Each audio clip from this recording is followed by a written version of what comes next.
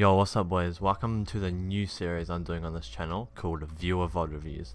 Since tourneys have started again, I'm back grinding YouTube, so make sure you subscribe with notifications on so you don't miss them.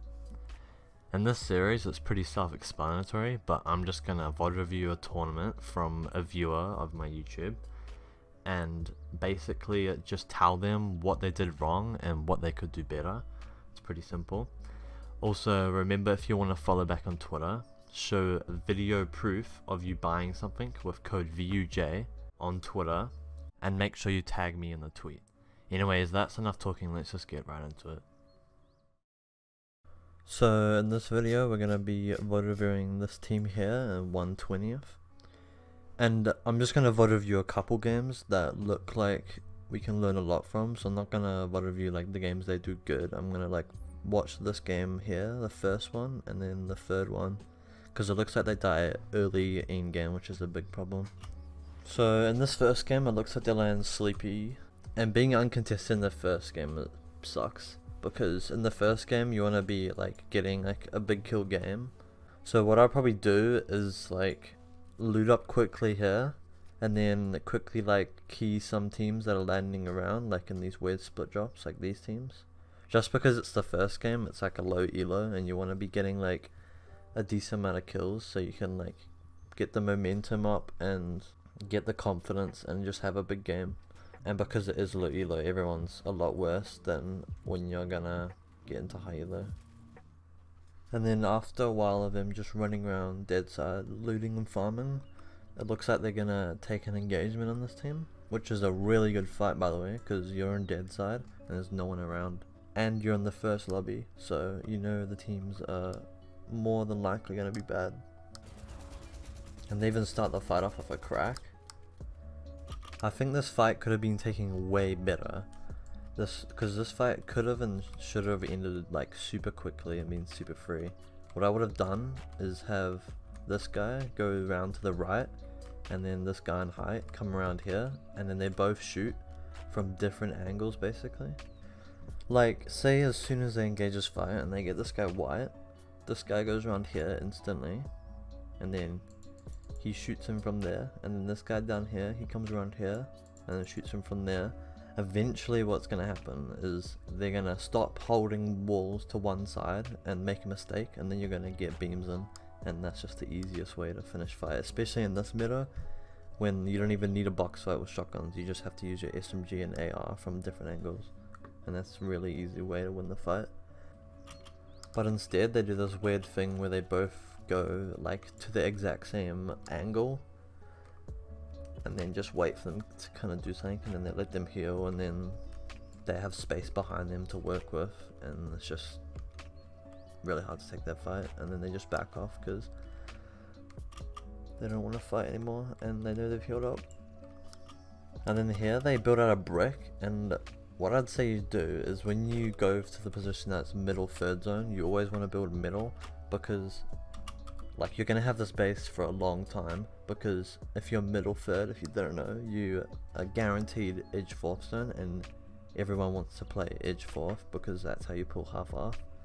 So you know you're going to have this base for a long time, and being in the middle of the zone, there's going to be a lot of people around you in a 360 view.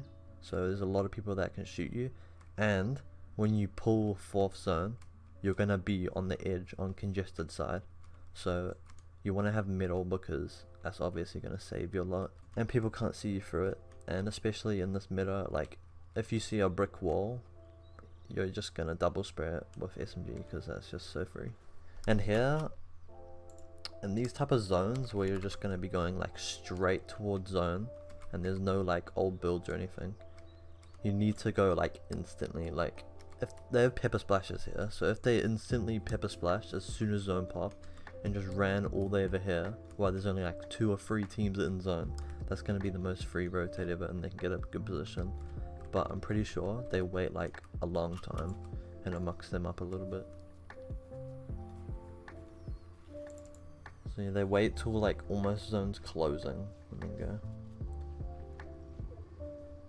And also here, they get another pad, so now they have 3 pads. and they can also see like ahead of them. They can also see that like the rotate here is going to be pretty bad because there's a lot of people they have to go over to get into zone, and they just got another pad, and you're not going to use free pads. Like you might use free pads in game, right? But it's never going to be like as like free pads are never going to save as much mass as using one of the pads here in half basically. Like you always need to be thinking about when you can use your pads and what situation your user pattern is going to save the most mats and health, etc. So as soon as I got that third pad, I would have padded into zone, especially because they're late as well. The whole mid game was pretty good, but here they waste a lot of mats getting into half. And what I want to say is, instead here of them going like down layers to low ground or mid ground here, I would rather see them start from here and just ramp up here. Like ramp all the way up here. You don't even have to take height if you don't want to, but you probably would have here because obviously no height. And then just be on a really high layer, and like on half just ramping up and going high up is like so much better than being down low. Because like later padding is going to be so much easier, and you're going to be on a less congested layer, so less people are going to spray you, especially in this like season. Being low down and people being able to spray is going to make you waste a lot of mats. So you see here, like they went low down. It's not like a bad spot, but I'd rather be like higher up. And then you see here they start getting sprayed because they're down here. Down like one more layer wouldn't even be that bad as well, to be honest, because they can see that nobody's on their layer, and as zone opens out to the right, because it's half, they're gonna have area on their right to like rotate for next zone and pad from.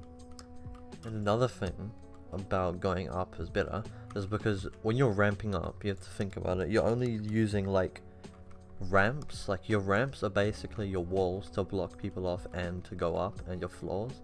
So you're gonna use a lot less mats ramping up than tarping like they did. Because when you tarp, you have to do a floor below you, a floor above you, and a wall in front of you. But if you think about it, a ramp does all of those things. So you're going to use less mats as well. So yeah. And this is where the game goes wrong. It's a pretty simple mistake, but I think you can still learn something from this. So when you're padding in like a half zone like this, you don't want to wait like till the very last second when the zone's right on your back. There's a many reasons why you should do this. Like one of the most simple things is like your teammate. If you're the IGL and you pad as soon as the zone's on you, your teammate's going to take damage to storm. And another thing is, if you do it really late, it's going to like stress your teammate out to jump on the pad as soon as possible because they don't want to take damage.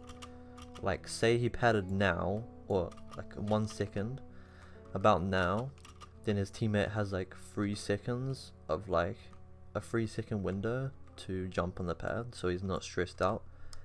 Because what happens here is he pads last second here, right? And then both of them are stressed out to pad at the exact same time. So what happens is they block each other, and then his teammate here goes down, and then eventually he dies there, but his teammate gets ahead. So you always want to pad like a couple seconds earlier than when zone's on your back. So yeah, that's why their game fails.